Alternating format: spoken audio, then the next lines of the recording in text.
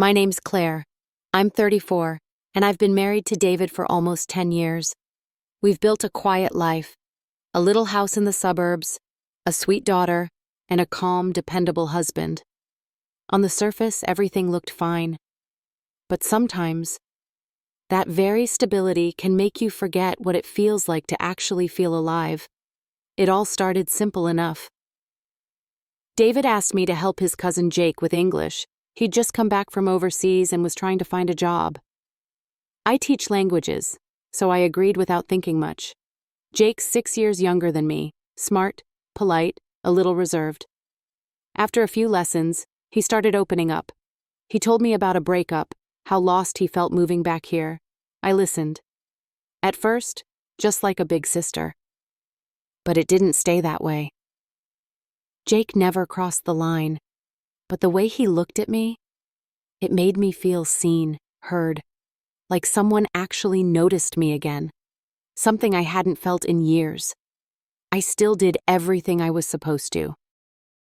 Went to work, cared for our daughter, cooked for David, but I also started putting on nicer clothes, maybe a little lipstick when I went out, just to remind myself that I was still a woman.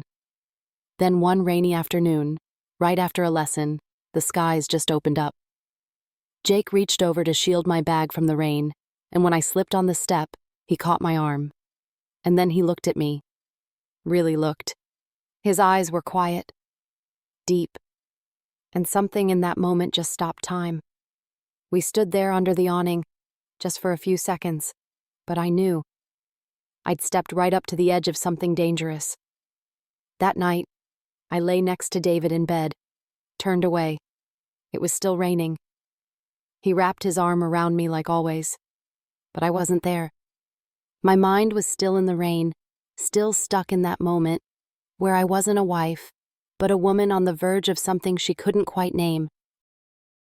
After that, I started noticing every little thing, how Jake's gaze lingered a little too long, the way he smiled when our hands touched over a book.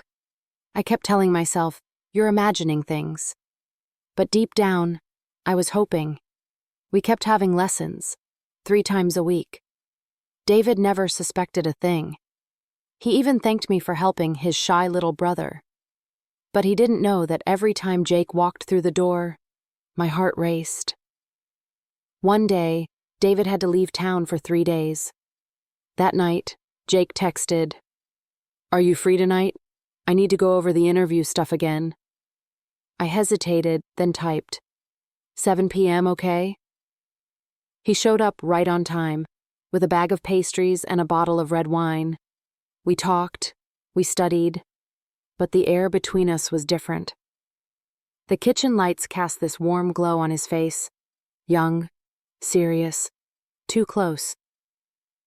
When I got up to clear the glasses, Jake stepped up behind me. He didn't touch me, just stood close enough that I could feel his breath on the back of my neck. I turned around and faced him. 1 second, 2, neither of us said a word. Then Jake stepped back, gently, as if pulling himself away from something he almost let happen. He whispered, "I'm sorry.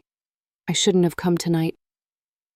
I didn't answer, just stood there, watching him disappear behind the door. That night, I sat alone in the kitchen, half a glass of wine still on the table.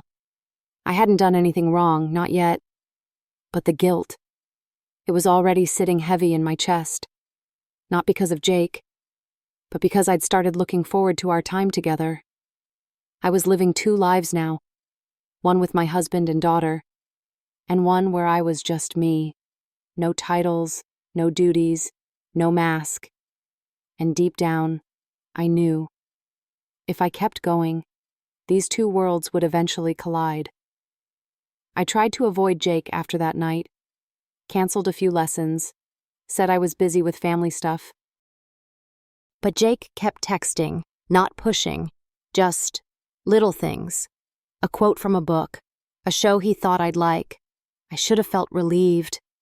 Instead, I felt empty. One quiet Sunday afternoon, David and our daughter went to a ball game. Jake texted again. Just 5 words. "Are you doing okay?" I wasn't planning to reply, but somehow my fingers typed back, "I'm fine. You?" A few minutes later, Jake was at my door.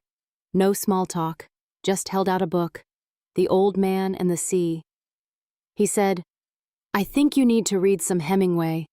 Feels like we're both fighting something we can't see." I laughed, but it faded fast when my hand brushed his as I took the book. Jake didn't move his hand, and neither did I.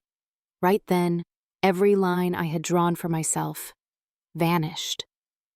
He kissed me, slow, steady, not the kind of kiss that's rushed or reckless, but the kind that only happens when two people have waited too long to touch something forbidden. I was trembling, not sure if it was from fear or because, for once, I felt alive. We didn't go further that night, but the silence in that house afterward was louder than any confession I could have made. I sat in the living room, wide awake, listening to the clock tick, waiting for David's car to pull in. Each tick, another thud in my chest. I had one foot out the door of my marriage, and I wasn't sure there was a way back. David came home late. He walked in with his usual warm smile, talking about the game, about how our daughter screamed with joy when the team scored. I sat on the couch, nodding, forcing a smile. But all I could taste was the salt of that kiss and the guilt that now gripped my heart like a fist. I didn't sleep that night, just stared out the window, watching the streetlights flicker over the lake, thinking about our 20 years of marriage and those early days when David and I touched each other with love, not just routine. The next morning I texted Jake. "Let's stop this here." He replied with one line, "I understand."